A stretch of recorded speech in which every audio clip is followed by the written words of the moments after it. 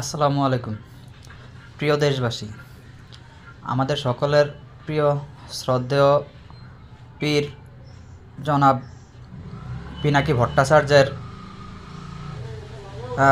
চতুরতা দেখে আমার খুব হাসি পায়, আর তার মুরিদদের ভক্তি দেখেও আমার খুব হাসি পায়।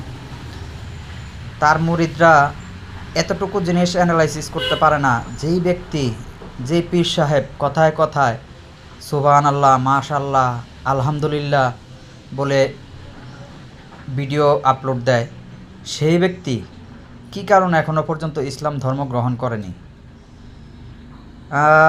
আমাদের ধর্মে একটি কথা আছে, প্রচলিত আছে, যে যাই না পাপ করলে মাফ হইতে পারে, কিন্তু না যাই না পাপ করলে মাফ হইতে পারে, কিন্তু যাই না পাপের কোনো মাফ নাই।